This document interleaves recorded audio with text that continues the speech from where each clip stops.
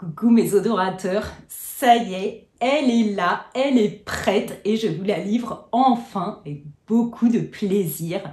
Ma très attendue revue parfumée du mois de septembre 2022 de cette rentrée. Beaucoup de nouveautés que je suis allée sentir et décrypter pour vous. J'espère évidemment que cette vidéo vous plaira, donc je sais que vous me l'aviez réclamé avec impatience, donc n'oubliez pas de mettre un like si c'est le cas, et puis abonnez-vous à ma chaîne. Ici, il est question de parfumerie de niche. Alors, on ne perd pas de temps, c'est parti.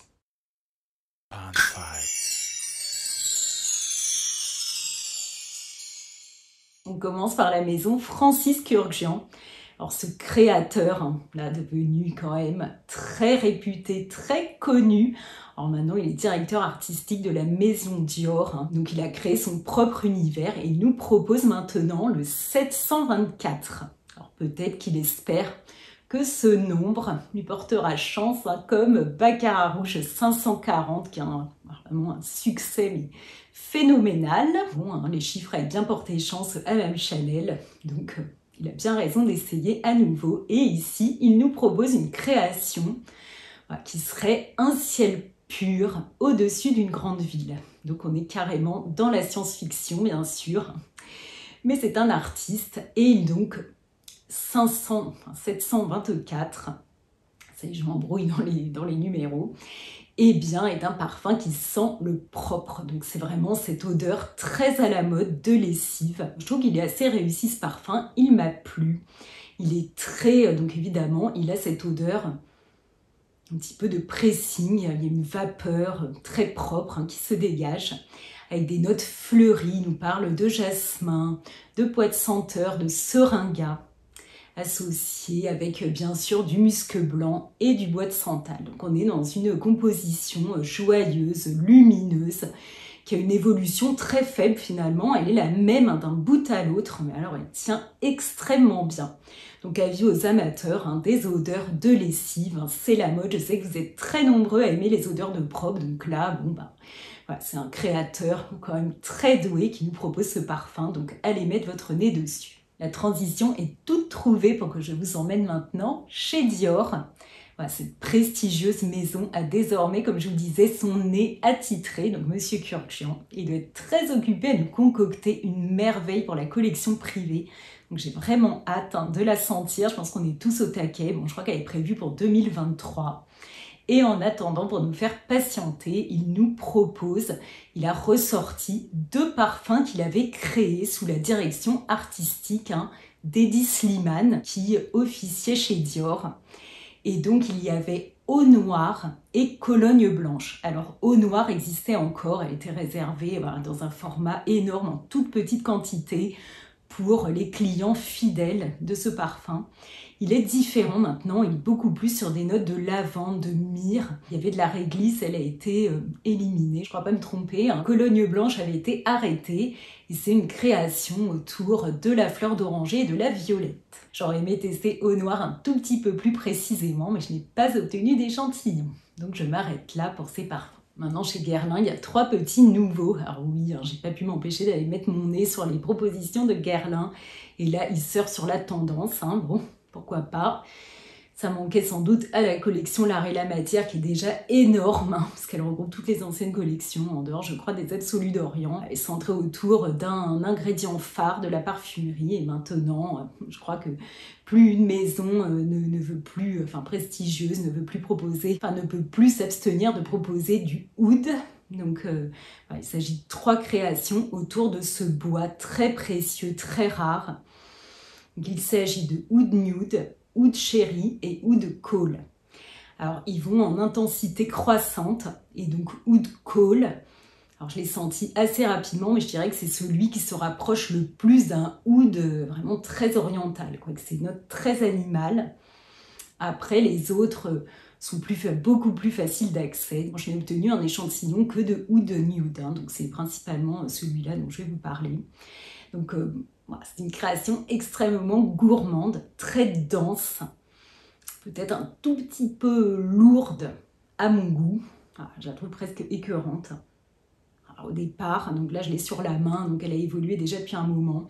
Elle sent l'amande, voilà, très très fort, avec une petite note de fruits rouges. Donc moi au départ je pensais que c'était la cerise, mais comme elle était réservée dans le parfum suivant, donc Cherry Wood, eh bien non, la vendeuse m'a dit non, non, non, il n'y a pas du tout de fruits, alors que bon, apparemment quand même sur le site de Guerlain, on nous parle d'un accord framboise, donc je n'étais pas si loin.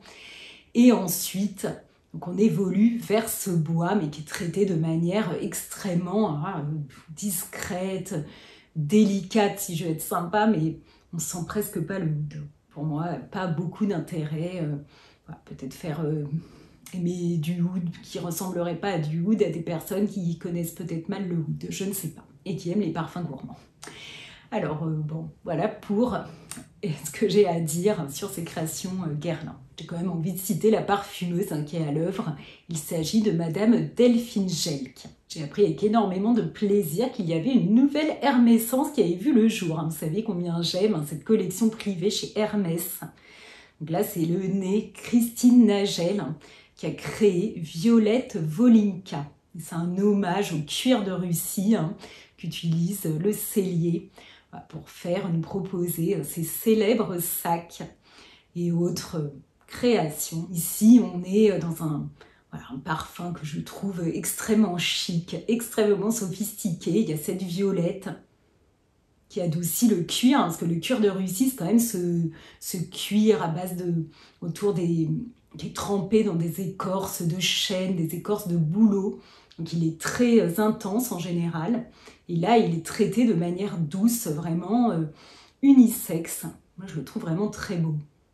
Il a une bonne tenue, alors l'évolution est linéaire, je dirais. Il n'y a pas énormément de notes complexes qui revirevolent dans tous les sens. Non, le parfum s'installe, il est le même d'un bout à l'autre, il tient bien, il est extrêmement chic et sophistiqué. Superbe création autour du cuir. Alors, on n'est plus, je trouve, dans le registre de la délicatesse que nous proposait Jean-Claude Ellena.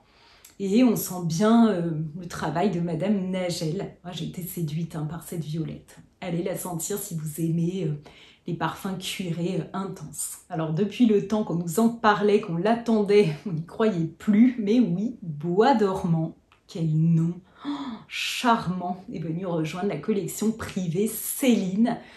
Donc là encore, je vous ai dit énormément de bien de cette collection. Elle est magnifique. Donc c'est Hedi Slimane qui est à son origine. Il ne nous divulgue pas le nom des parfumeurs qui créent ses œuvres. Bon, c'est son choix, je le regrette un peu.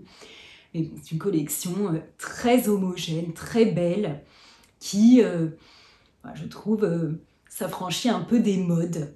Voilà, il a créé son univers propre, c'est vraiment très très beau. Alors Bois dormant, c'est une création autour du bois évidemment, avec des notes épicées qui arrivent en tête. Alors au début, j'ai pas été extrêmement séduite. Sur moi, il me rappelait trop Reptile, que j'aime beaucoup. Je trouvais que l'ouverture lui ressemblait. Et j'ai l'impression d'ailleurs que c'est un parfum qui aura peut-être tendance à dérouter un peu certains qui ont adopté déjà certaines créations de cette collection. Parce qu'il ressemble aux autres d'une certaine façon en étant différent. Donc voilà. Mais il y a un de mes amis qui l'a mis sur lui. Donc au départ, il y a ces notes boisées, épicées, peut-être un peu masculines. Et puis l'évolution, oh là là, a été superbe, un tout petit peu gourmande, poudrée, délicieuse. Franchement, ce qui restait au bout de plusieurs heures, j'ai trouvé magnifique. Après, c'est pas un parfum qui se distingue énormément des autres, mais pourquoi pas, c'est une autre proposition. Comme il arrive très en décalé alors qu'il est attendu depuis longtemps, voilà, on en attend vraiment une nouveauté. Je pense que c'est ça qui laisse un peu sur notre faim, enfin moi sur ma faim, mais bon, il est quand même très beau. Ça faisait quelques mois que j'étais au taquet pour aller découvrir un nouveau parfum de chez État Libre d'Orange. Alors on m'avait parlé déjà de son nom, Frustration, que je trouvais quand même assez énorme, ça va très très bien avec cet univers. Et on m'avait parlé de cacahuètes un peu salées. Alors moi j'adore la cacahuète, donc voilà, j'ai très envie de le découvrir. Ici c'est Mathilde Bijaoui qui est à l'œuvre. Alors ce parfum, ben non, il sent pas la cacahuète salée, il sent plutôt le praliné, avec des notes de rhum. C'est un parfum très liquoreux, dense. Vraiment, si vous aimez les parfums gourmands, que vous soyez un homme ou une femme, hein, il a une très bonne tenue, une diffusion modérée. Bon, il pourrait vous plaire, hein, du coup, donc je vous dis, il y a des notes de rhum, il y a du cumin, de la cannelle, puis il y a du vétiver avec de la vanille, du gaillac. Et on nous parle de châtaigne. Bon, moi, je ne sens pas vraiment de châtaigne, je vous dis, je sens plus du praliné. Après, je ne sais pas si vous vous rappelez, mais Mathilde Bijaoui a créé Gris Charnel. Et moi, c'est un parfum avec lequel j'ai un peu de mal. Il y a des petites notes qui me dérangent. Et là, eh bien, je les retrouve dans ce parfum. Donc, je pense que c'est... Enfin, j'ai rien contre Mathilde Bijaoui, hein. J'aime votre travail et je vous félicite de pouvoir créer des parfums qui enthousiasment les gens. Voilà, j'aimerais pouvoir en faire autant, peut-être dans une autre vie. On n'est pas dans Gris Charnel, hein, qu'on soit d'accord, mais il y a une évocation quand même de Gris Charnel qui est présente pour moi, à mon nez. Donc c'est un parfum qui sent le praliné et par moments j'arrive à faire un peu abstraction et à sentir vraiment les notes de praliné, mais bon. Il y a une évolution linéaire, voilà, un parfum à découvrir dans cet univers. Là encore, si vous aimez la gourmandise et le chocolat, foncez. J'ai pu découvrir également un petit nouveau chez Penhaligon's, donc il s'agit de Legacy of Petra. Donc ici, on est dans un parfum, comme c'est les faire Penhaligon's, très oriental. Ça illustre bien le propos. Il y a des notes un peu originales en tête, d'anis, de fenouil. On parle d'un accord de fenouil avec de la myrrhe et de la vanille. Un parfum enveloppant, chaud, qui plaira peut-être plus à vous, messieurs. Encore linéaire, liquoreux.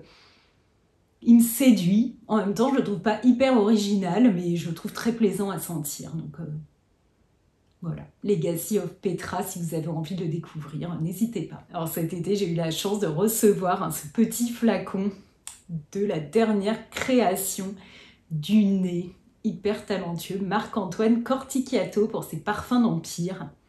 Et là, il rend hommage au vétiver avec vétiver Bourbon. Alors moi, j'aime énormément le vétiver, mais ici, il nous parle d'un parfum extrêmement viril. Bon, ok.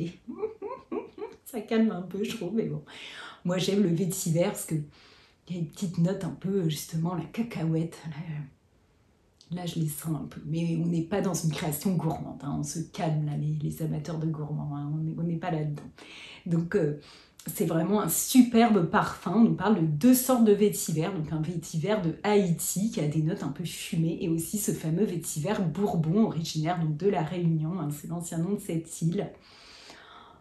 Le vétiver est traité de manière vraiment un peu adoucie au départ, par des notes d'ambrette. Il y a de la graine d'ambrette, de la graine aussi d'angélique et de l'iris.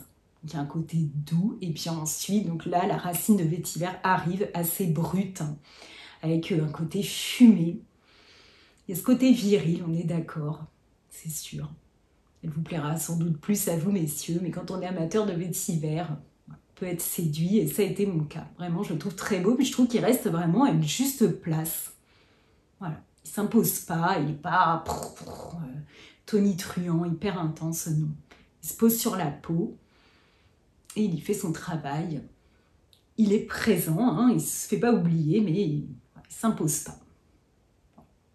Respect. Et merci à toi, Emmanuel, Mon Bazar Unlimited. Je vous en ai parlé plein de fois. Emmanuel a un compte Instagram. Elle écrit aussi des articles pour le magazine américain Ça Fleur Bon, qui est l'équivalent de Haut Parfum aux États-Unis. Elle a beaucoup de talent. Voilà. Bon, Emmanuel, merci de tout cœur. Je me demande parfois quel parfumista je serais si je n'avais pas croisé ta route. Nos nez se sont croisés un jour par hasard aux Galeries Lafayette des Champs-Élysées. Quelle chance, merci beaucoup. Je continue sur ma lancée, c'est à toi Fabien, un Yuminoki que j'ai envie de dire merci maintenant. Grâce à toi, parce que tu es un amoureux des parfums, un passionné, et tu as créé une sélection d'univers parfumés ultra pointus que tu proposes à la vente et puis que tu m'as gâté avec cet échantillon et j'ai pu découvrir Aura de la Verdade, donc l'heure de la vérité, qui est la dernière création de Senyoku. Alors c'est un univers très particulier et c'est le nez. Alors, écossais, hein, hyper original, Ewan McCall, qui a créé ce parfum. Tous ceux d'ailleurs de Senoko. Et là, alors, moi j'ai pas aimé le propos autour de la tauromachie, voilà, je l'aime pas. Alors je fais abstraction, parce que par contre j'ai énormément aimé ce parfum.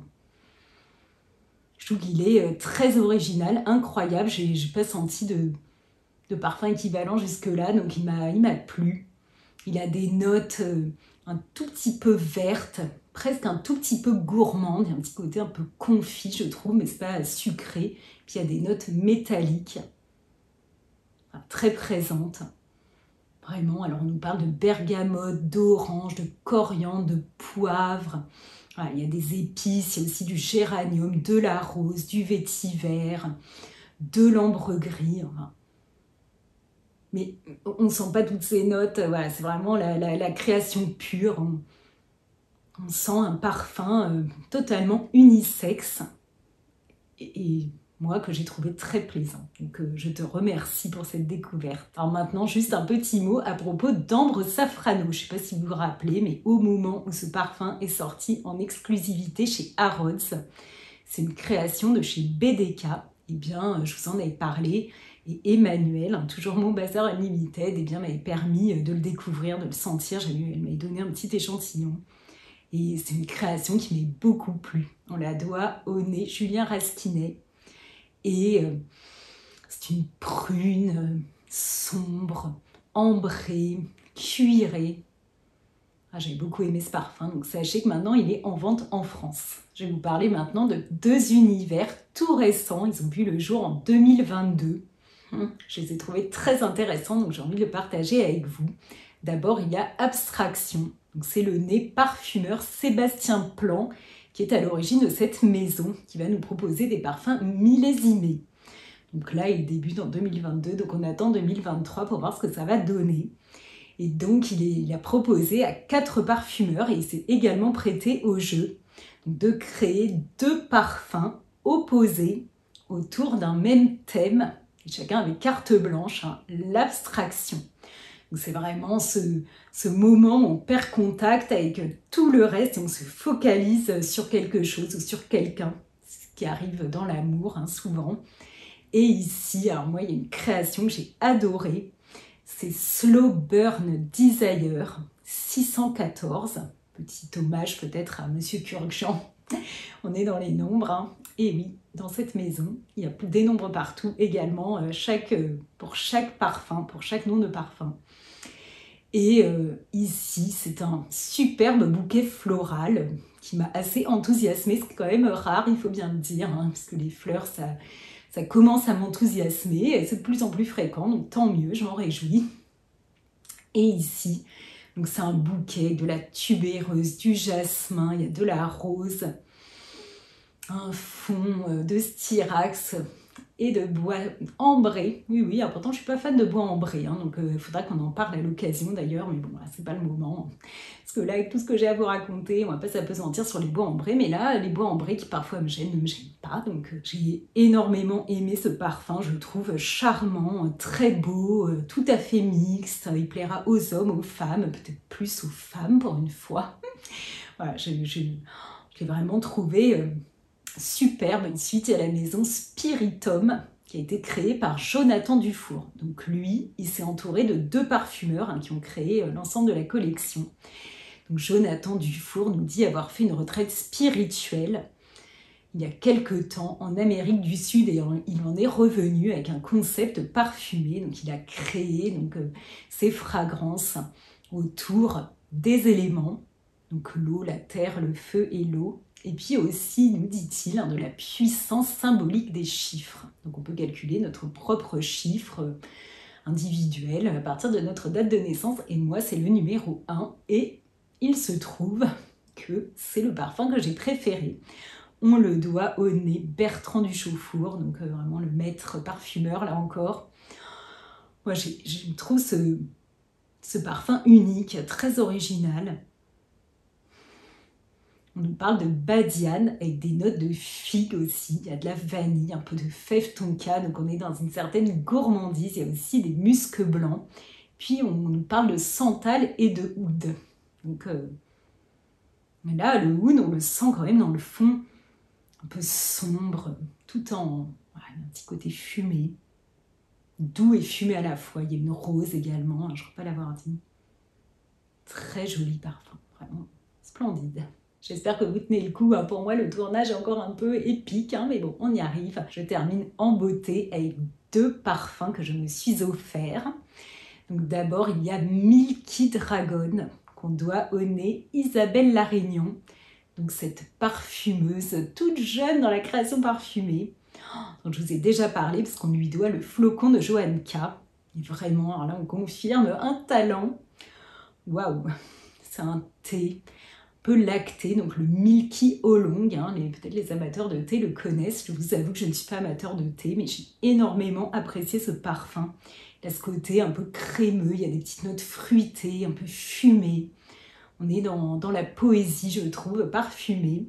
D'ailleurs, Isabelle Larignon est une poétesse, très clairement. Elle écrit un texte sublime autour de son parfum, la rencontre entre un dragon et une fleur. Il tombe amoureux, il protège cette fleur. Enfin, c'est très très beau. C'est un parfum qui vous plaira à vous, que vous soyez un homme, une femme. Il pourra vous séduire. Je pense que c'est un parfum qui est facile d'accès. Alors, je ne le dis pas du tout de manière péjorative. Je pense qu'il pourra séduire énormément de personnes. C'est un très très beau parfum gourmand. Voilà. Enfin, en tout cas, comme moi je les aime, c'est-à-dire on ne part pas dans du sucre et pas de lourdeur. C'est un parfum qui est un peu en apesanteur, mais qui a une très bonne tenue. Il n'est pas du tout absent. Il ne se fait pas oublier. Alors là, vraiment, il est là. Il prend sa place. Très très joli parfum. Et j'ai succombé à l'appel d'Audisiaque. Je vous en ai parlé cet été. J'ai adoré le porter. Je trouve que dès qu'il fait chaud, mais il est sublissime.